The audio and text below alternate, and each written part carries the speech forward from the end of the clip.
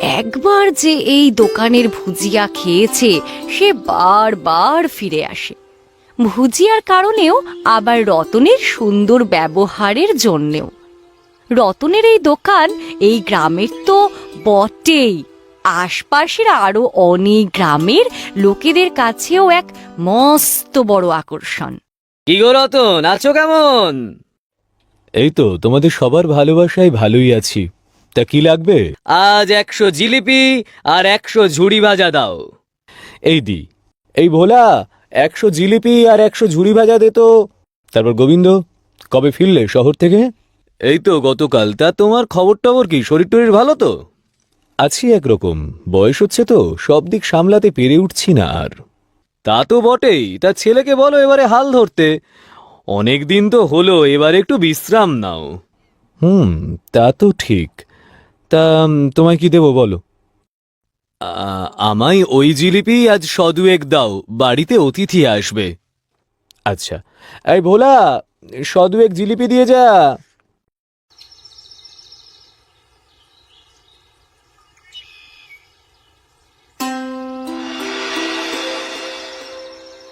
এবারে একটু হাত পা ছড়িয়ে জিরোই। এখন অত বেশি আসবে না, ভেতরে গিয়ে একটু বিশ্রাম নেই। মোহনকে এখন একটু বসতে বলি। ভোলা, আমি একটু ভেতরে যাচ্ছি, দাদাবাবুকে পাঠিয়ে দিচ্ছি। রতনের ভুজিয়া, তার দোকানের জিলিপি মিষ্টির এত খ্যাতির আসল কারণ তার দোকানের এই রান্নাঘর আর তার পুরনো কারিগর দিনু।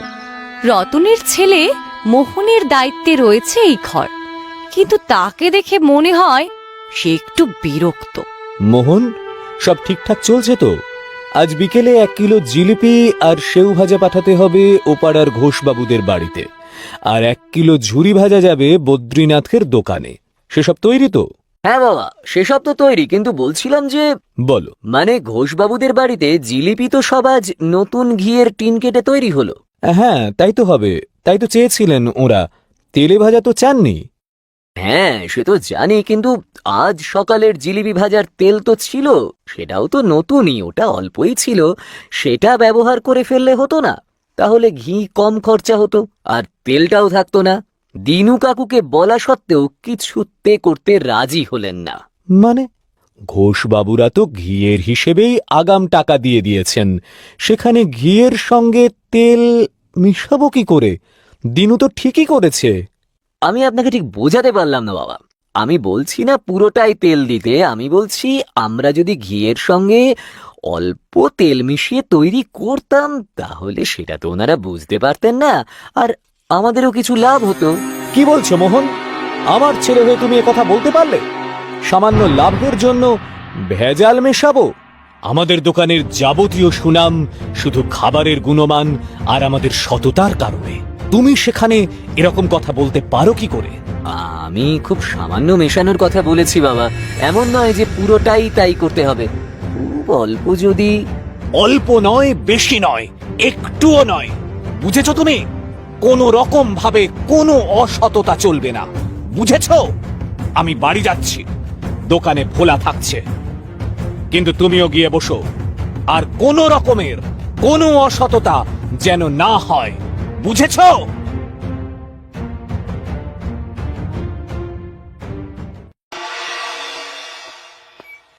কি হলো আজ তোমার? ভালো করে তো খাচ্ছই না। সারা দিনে এই সময়েই তো একটু খাও। সকালে সেরকম কিছুই নয়, বিকেল সন্ধে তো দোকানেই থাকো। রাতে সামান্য একটু দুধ খাও, তা এখন না খেলে চলবে? আর খাওয়া, তোমার ছেলে যা সব ভাবছে করছে, আমার কিছু ভালো লাগছে না। সব সময় এত লাভ নিয়ে ভাবে। এত লাভ লাভ করে কেন মোহন? আর সেই লাভ করতে গিয়ে আমাকে কি বলে জানো? বলে কিনা ঘোষবাবুদের জিলিপিতে ঘিয়ের বদলে অল্প করে তেল মেশাতে। ভাবতে পারো? ব্যবসার ব্যাপারে একটু একটু ভাবছে তাহলে খোকা, কি বলো? কি অসততার কথা বলা আর ব্যবসা নিয়ে ভাবা এক হলো? কি বলছো কি? বুঝতে পারছো না আমি কি বললাম? না মানে, সবাই তো একটু আধটু এরকম করেই। খোকা হয়তো সেই ভেবেই বলেছে। অল্প স্বল্প করার কথাই তো বলেছে। না, কে কিভাবে ব্যবসা করে আমি কখনো দেখিনি, ভাবিনি।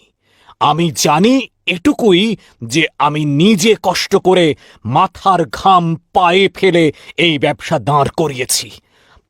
তার জন্য আমায় কোনো দিনও অসততা করতে হয়নি। তবে আজ বুঝছি, পড়াশুনো শেখাতে পারলেও ছেলেকে আমি হয়তো মানুষ করতে পারিনি। আহা, আবার রেগে মেগে উঠে যাচ্ছ কেন? ঠিক আছে ঠিক আছে, খোকা ছেলে মানুষই করে না হয় বলেই ফেলেছে, দুটো অন্যায্য কথা। আমি ওর সঙ্গে কথা বলবো খন। তুমি বসে খাওয়াটা সেরে ফেলো তো বাপু, চটপট সেরে ফেলো। মাথা গরম করে যা চা অন্য কেউ ফেলে। বসো।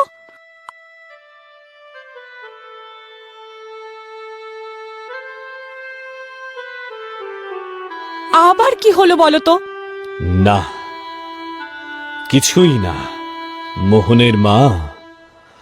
দুঃখ এটাই যে তুমিও বুঝতে চাও না যে তোমার ছেলে আসলে বড্ড লোভী।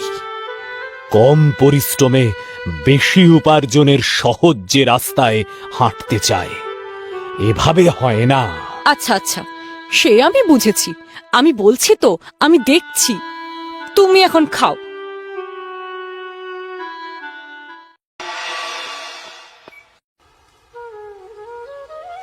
এই যে রতন, কোথায় চললে এখন এই দুপুরবেলায়? আর কোথায় যাব, এই দোকানেই চলেছি। আরে তুমিও যেমন দোকান দোকান করে কি হবে আর? এবারে ছেলেকে দায়িত্ব দিয়ে নিজে বিশ্রাম করো, অনেক তো হলো। আসি তাহলে। এসো এসো, কিন্তু যা বললাম ভেবে দেখো।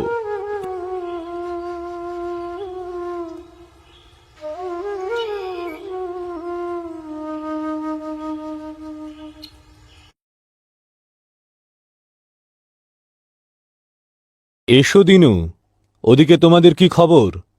যা যা সব পাঠাতে হবে সেসব করে ফেলেছ তো? হ্যাঁ কর্তা। নিত্য বিকেলে দোকানের যা যা হয় সেসবও তৈরি তো? হ্যাঁ কর্তা। কি ব্যাপার দিনু, কিছু বলবে তো বলো। আমার এবারে ছুটি দেন কর্তা। কেন রে, তোর আবার কি হলো? না কর্তা। কি হয়েছে বলবি? ছোট কর্তা আজ আমারে চলি যেতে বললেন। মোহন তোকে?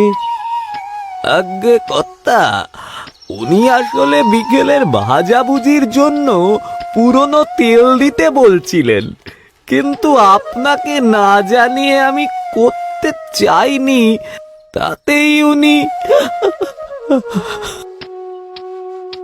দিনু, তুই আমার সবচেয়ে পুরনো কারিগর। তুই এক কাজ কর, কদিন বাড়িতে একটু বিশ্রাম কর। পারলে তোর মেয়ের বাড়ি থেকে ঘুরে আয়। কর্তা আমার কাজ। তোর কাজ যেমন আছে তেমনই থাকবে। কয়েকটা দিন তুই একটু সময় দে। আচ্ছা কর্তা, আপনি যা বলেন। দিনু, দিনু শোন, এই কটা টাকা রাখ কদিনের জন্য, খবর পেলে আসিস। যে আজ্ঞে কর্তা। আজ সন্ধ্যের বিকিকিনির পরে দোকান বন্ধ করে রতন বাড়ির দিকে রওনা দেয়। দিনুকে শুধু নয়, সে আজ ভোলাকেও কয়েক দিনের ছুটিতে পাঠিয়ে দিয়েছে। মোহন, তাহলে কাল থেকে দোকানের দায়িত্ব তোমার। আমি এবার একটু বিশ্রাম নেব। সত্যি বাবা, কাল থেকেই? হ্যাঁ, কাল থেকেই। দেরি করে কি লাভ? ঠিক আছে বাবা, আমি তাহলে কাল সকাল থেকেই যাচ্ছি।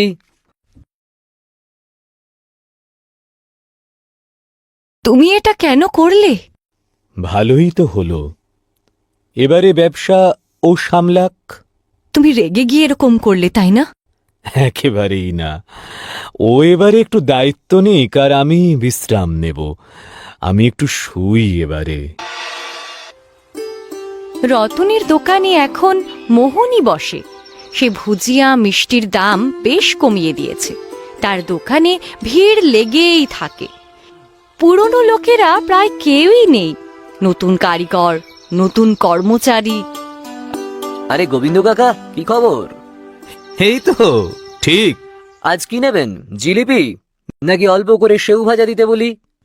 না বাবা, পরশুদিন জিলিপি নিয়ে গেছিলাম, জিলিপিতে কেমন একটু গন্ধ পেলাম আর খেয়ে গলা বুক জ্বলছিল। আজ আর নেব না। আ আচ্ছা, আসি বাবা।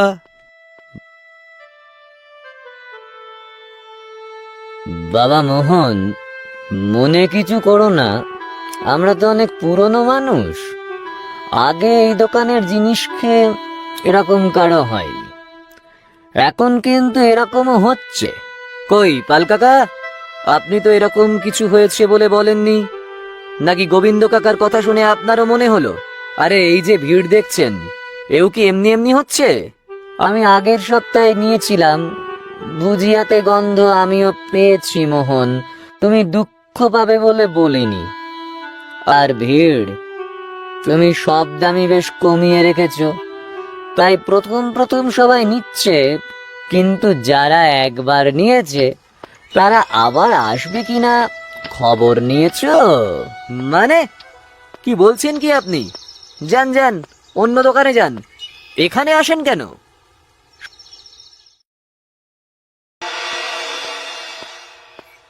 শোন বিশু, গতকাল সকালের ভুজিয়ার যে তেল রয়ে গেছে সেটা আজ বিকেলের জিলিপিতে দিয়ে দিস। বিকেলে জিলিপি আরো 1 আনা কমে বিক্রি করব। আর গত সপ্তাহে যে ঘিয়ের টিন কাটা হলো সেখান থেকে অল্প করে নিয়ে কাল সকালের জিলিপিতে দিস। সকালে দাম কিছুটা বাড়িয়ে দেব। যা বলেছেন কর্তা। যা তাহলে, যা বললাম কর গিয়ে। একটু এদিক ওদিক করে চালানোতে ব্যবসা তো বেশ ফুলে ফেঁপেই উঠছে। 1 মাসে দোকানের যা লাভ করিয়েছি, বাবা পারতেন? বাবা, এই শর্মা ব্যবসা কম বোঝে না, সততা সততা করে হবেটা কি? কই এমন ময়রা, বাইরে এসো। যা তা জিনিস বেচে ঘরে গিয়ে সেঁদুলে চলবে? আমাদের সব জাতা খাইয়ে ভেবেছো পার পাবে? একবার বাইরে আয়, দেখে নিচ্ছি আমাদের কি ভেবেছো কি। দাদাবাবু, শিগগির করি রসুই ঘরের পেছনের দরজা দিয়ে ঘরে চলে যান। গ্রামের সব লোক এসে আরো আসতেছে। আমাদের জিনিস খেয়ে ও পাড়ার ঘোষবাবুদের বাড়ি, রায়বাবুদের বাড়ির সবাই অসুস্থ হয়ে গেছে। গ্রামে আরো সব অসুস্থ হতিছে, সবই দিক পানেই আসতেছে। পালান দাদাবাবু, পালান। কোথায় যাব? বাড়িতে বড় কর্তাবাবুর কাছে যাও। যাও দাদাবাবু যাও, আমিও যাই। দোকানের পিছনের দরজা দিয়ে বেরিয়ে মোহন সোজা বাবার কাছে চলে এসেছে। তার মনে যথেষ্ট অনুশোচনা হয়েছে নিজের কৃতকর্মের জন্য। তাহলে এখন তুমি কি করতে চাও? আমার খুব ভুল হয়ে গেছে বাবা, আমি লোভে পড়ে দোকানের সুনাম নষ্ট করেছি, কিন্তু আমি এখন কি করব? কিচ্ছু না, সৎ পথে থেকে ব্যবসা করবে আবার। কিন্তু সবাই যে রেগে আছে। কয়েকদিন পরে সব ঠিক হয়ে যাবে, আবার নতুন করে শুরু করতে হবে। আপনি আবার দোকানে চলুন বাবা। খোকা ঠিক বলেছে, তুমি আবার হাল ধরো। আমার যাওয়ার দরকার পড়বে না মোহনের মা, তোমার ছেলেই পারবে। মোহন পারবে না? হ্যাঁ বাবা, পারবো। দিনু কাকা আর ভোলাকে খবর দিয়ে নিয়ে আসতে হবে বাবা। হ্যাঁ, আমি খবর পাঠাবার ব্যবস্থা করছি। চাঁদপুর গ্রামের রতন ভুজিয়াওয়ালার দোকানের সুনাম আবার ফিরে এসেছে। আবার সেখানে আগের মতোই টাটকা আর দারুণ ভুজিয়া পাওয়া যায়। তবে রতন এখন আর সেই দোকানে বসে না, এখন তার যোগ্য ছেলে মোহন দোকান সামলায়। রতন যদিও রোজই দোকানে আসে, কিন্তু গল্পগুজব করতে। দোকানের পুরনো কারিগর দিনু, কর্মচারী ভোলা সবাই ফিরে এসেছে। সবকিছু আবার আগের মতোই হয়ে গেছে।